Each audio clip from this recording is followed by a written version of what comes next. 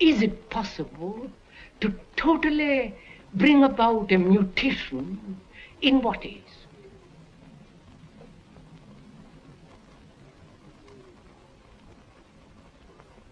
And to go into that,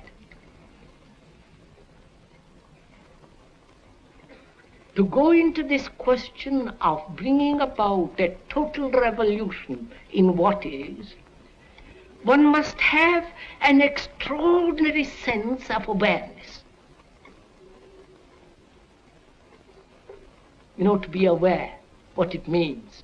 To be aware of the trees, of the blue sky through the trees, of those hills beyond. The speaker is Krishnamurti. That noise of a motor. He is a man who cannot be placed in a simple category like philosopher or religious leader. He is, however, one of the more challenging and creative men of our time. Born in South India in 1897 and educated in England, he has followed a singular and original path of thought free of factionalism and dogma. This is the first of 8 half-hour programs, and the first time that Krishnamurti has allowed his talks and private conversations to be filmed. The principal settings are the Oak Grove in Ojai, California, and the Thatcher School in the Ojai Valley. Ideas explored in this series range from what Krishnamurti calls the present crisis in consciousness to an examination of war, violence, love, pleasure and pain, the aging of the body, and death.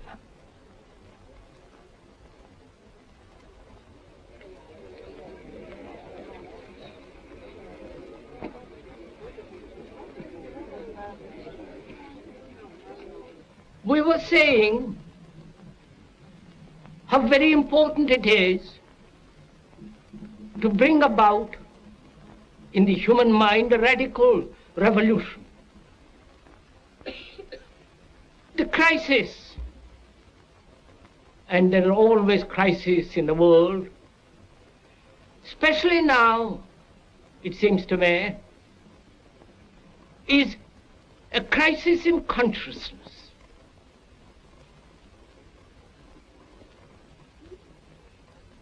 A crisis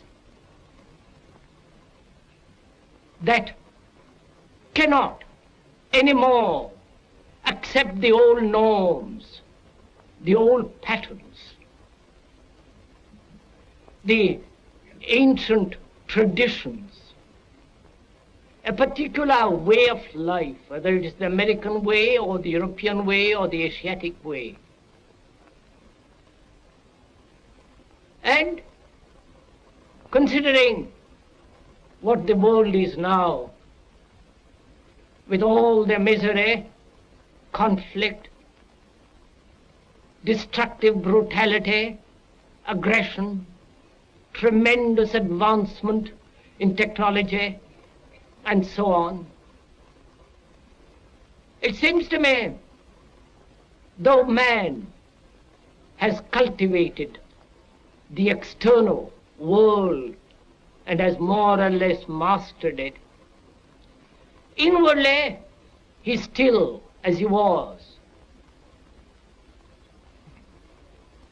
A great deal of animal in him is still brutal, violent, aggressive, acquisitive, competitive, and he has built a society along these lines. What do you think is happening to the whole American people as a whole?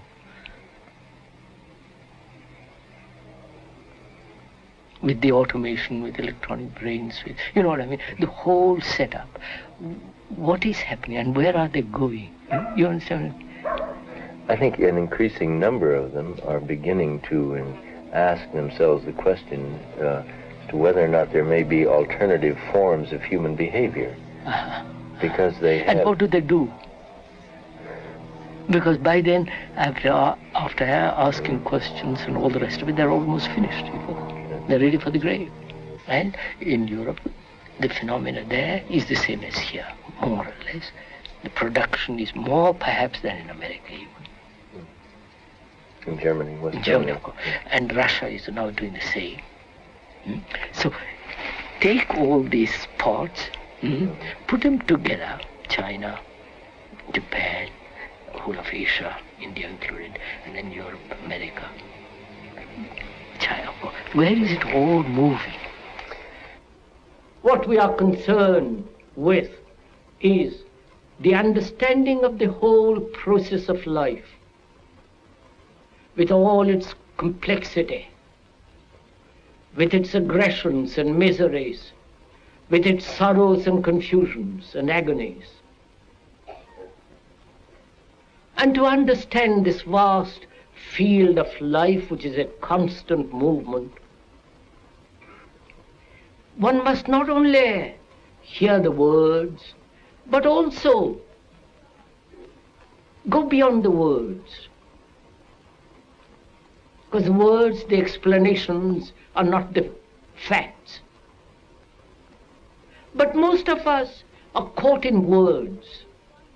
And one must be free of the word, the symbol, the idea, the conclusion. Then one can look. Then one can listen. And that act of listening is really a miracle. Perhaps it's the greatest miracle. When one can listen totally without any defense, without any barrier, neither agreeing nor disagreeing, which doesn't mean the mind is open. On the contrary, the mind is extraordinarily alert then. I hope when one is listening to this talk or to the various other talks that are coming,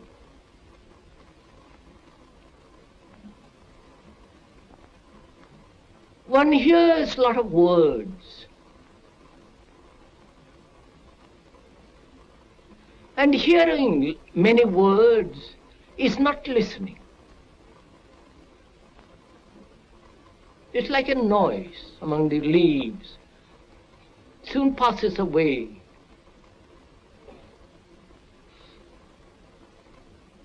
When we hear, we either accept or reject. Or we translate what we hear according to our knowledge, our background. Or we compare what is being said to what is already known. Or we oppose one idea by another. All these characteristics of hearing denies the act of listening. The act of listening is entirely different. When one listens, there is no comparison, there is no acceptance or rejection. The quality of listening is attention. And when you attend totally, with your whole mind, with your heart, with your nerves, with your eyes and ears completely, in that state of attention, there is the act of listening. And that act of listening puts away anything that is not true.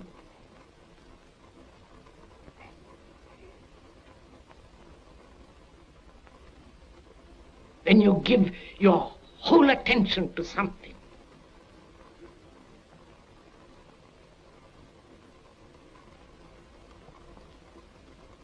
that is when you are completely listening.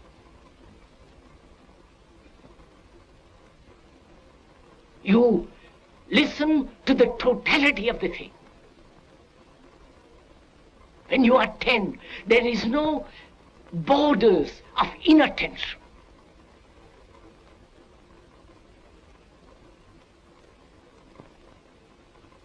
When you so intensely intensely listen.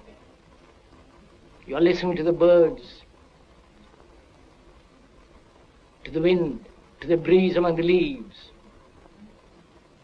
You listen to the slightest whisper that's about you.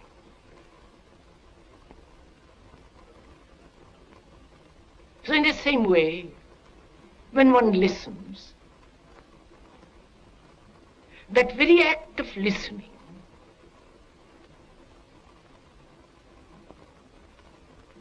brings about a total attention in which you see the totality and the whole significance and structure of what is being said. When you say, I can't, you have blocked yourself. But you can understand more and more of it. Not by blocking yourself. Look, sir, if I say there is no God, I've blocked myself, haven't I? Or if I say there is God, I've blocked myself. But if I say I really don't know, let's find out. Then I have the energy to go into it. Right? Now, so don't let us say yes or no.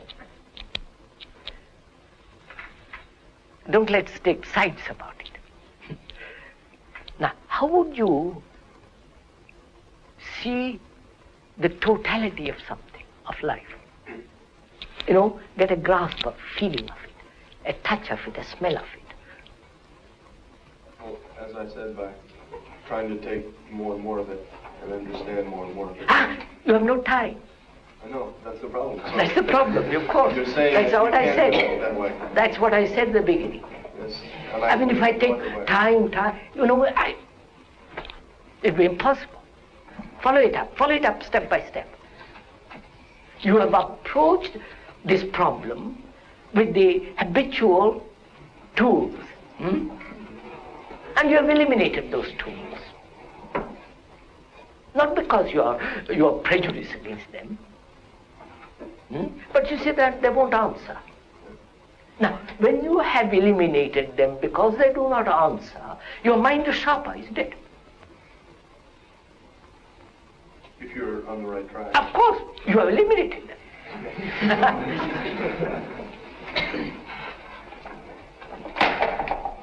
Right? Yeah. Of what significance is hope and faith to living? What significance is hope and faith to living? I hope you won't think me harsh if I say there is no significance at all. We've had hope. We've had faith. Faith in church, faith in politics, faith in leaders, faith in gurus. Because we've wanted to achieve a state of bliss, of happiness, and so on. And hope has nourished this faith.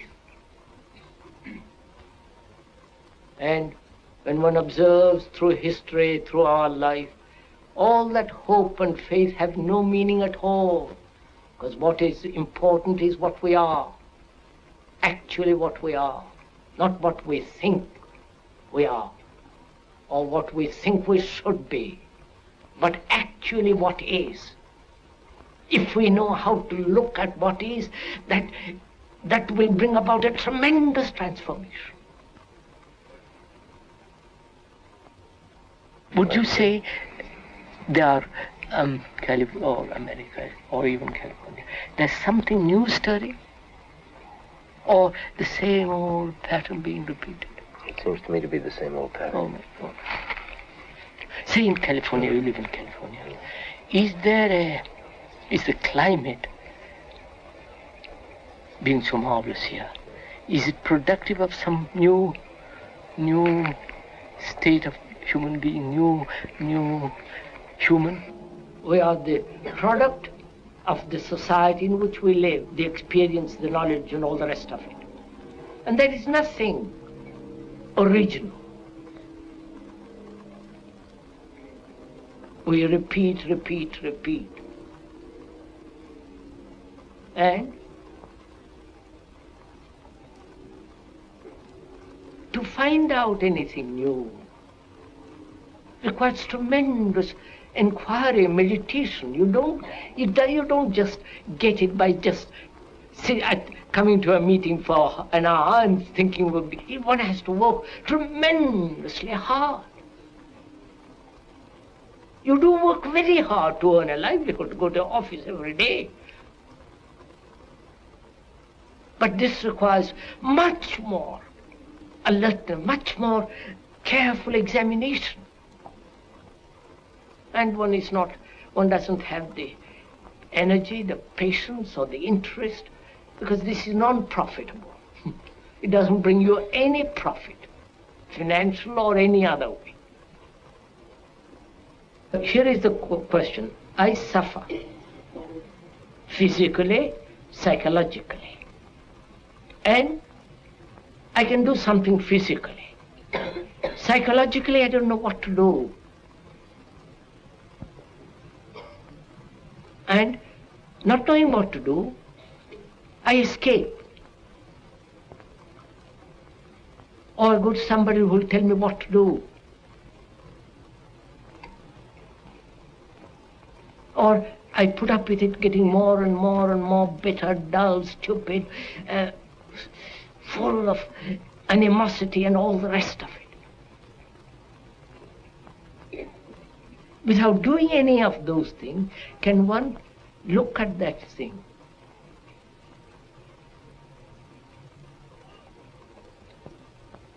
Neither enjoying it nor pushing it away. Which means, can I look at it without any demand to overcome it, to justify it, to control it, just to observe it? How is it possible to do what you say in 30 seconds? Beg your pardon? How is it possible to do what you say in 30 seconds? How is it possible to do what I say for? I said it would seem that I would have to start by doing it for a few seconds. Do it for a second, do it.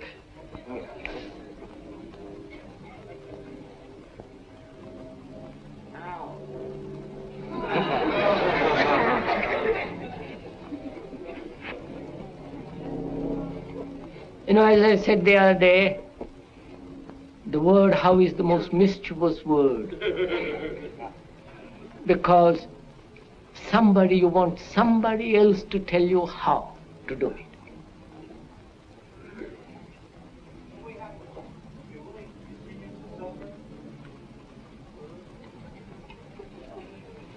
So we suffer, not willing to suffer. There is suffering. And we're asking, can you look at it and remain with it, be quiet with it? Neither accepting nor rejecting, just be quiet with it.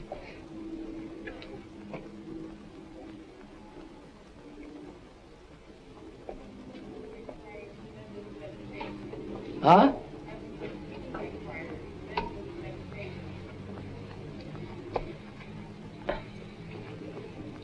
Please, doesn't this require great meditation? No, please, do it.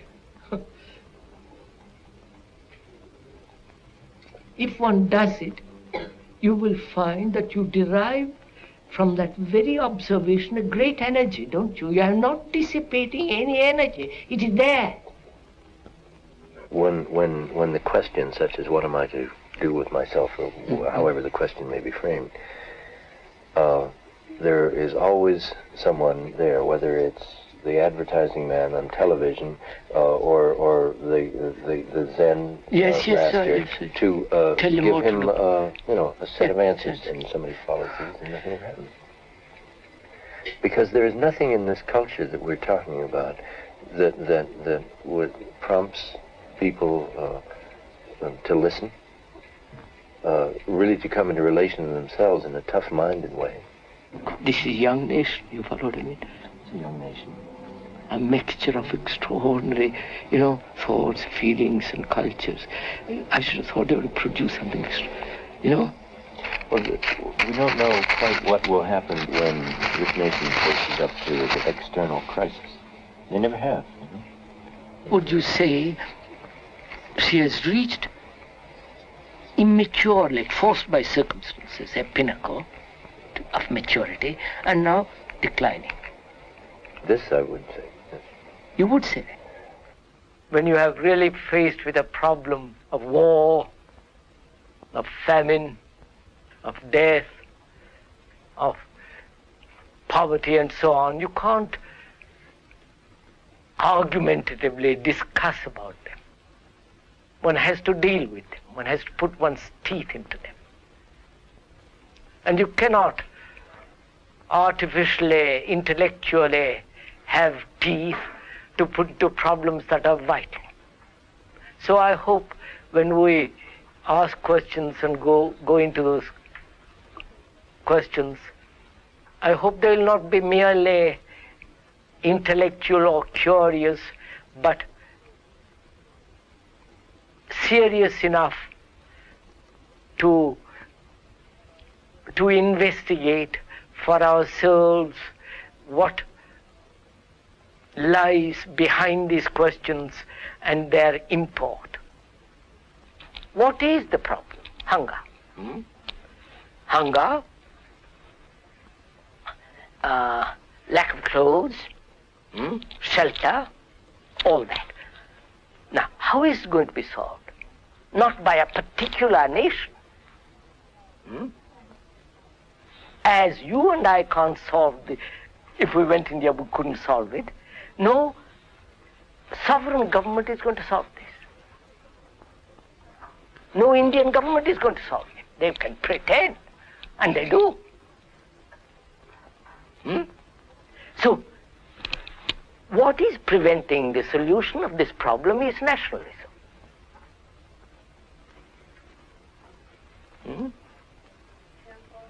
My flag, your flag, my country, your country, and the division that takes place geographically, which is exploited by the politician. That is the factor, one of the major factors of preventing the solution of starvation, of feeding the people. Now, science has means of giving food, clothes, and shelter practically to everybody.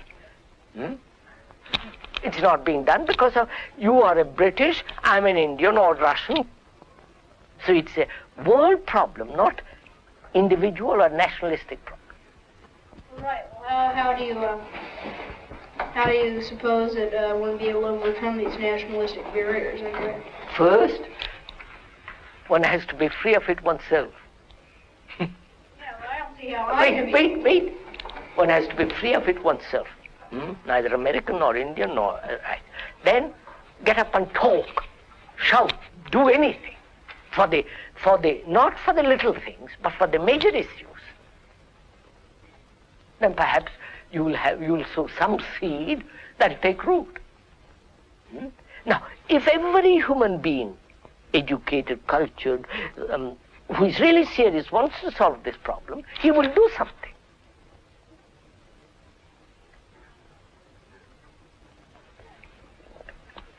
Like war. We have accepted war as the way of life. All man has, throughout centuries. And to stop war, difference is concerned with the whole process of living as a human being. Then perhaps we'll be able to solve this question of war.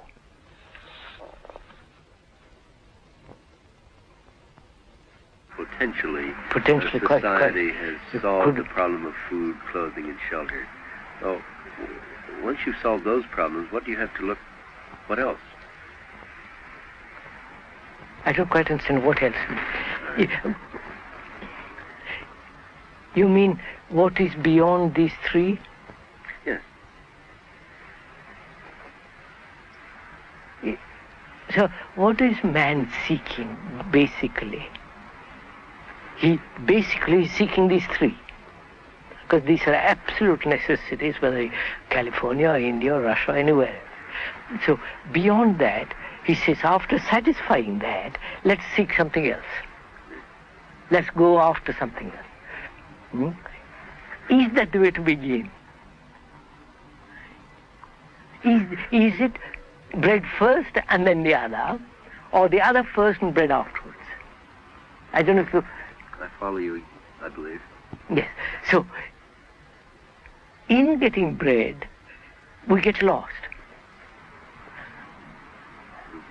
We get superficial, we get caught in the trap of amusement and religiosity, all that. But if we were not seeking so much, if we were after something more than bread and butter, in the more included the bread and butter, then I think this problem would never arise. What we are trying, all these discussions and talks here, is to see if we cannot radically bring about a transformation of the mind. Not accept things as they are, nor revolt against it. Revolt doesn't answer a thing. But to understand it, to go into it, to examine it, give your heart and your mind with everything that you have to find out, a way of living differently.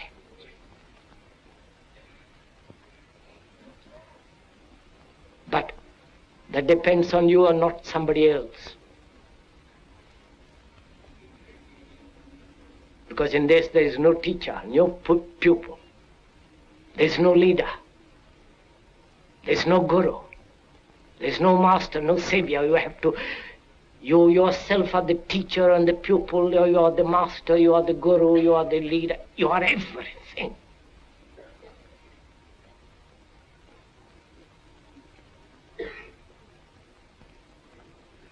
And to understand is to transform what is. I think that's been enough, won't it?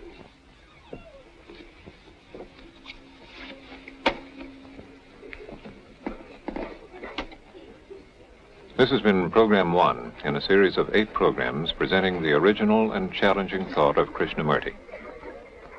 During the past 4 decades, in his writings and talks in Europe, Asia, and America, Krishnamurti has continued to explore the real revolution, a radical change in ourselves. Subsequent programs will be concerned with love, death, fear, and the possibility of a fundamental change in consciousness. The next program in the series is titled Observing Ourselves.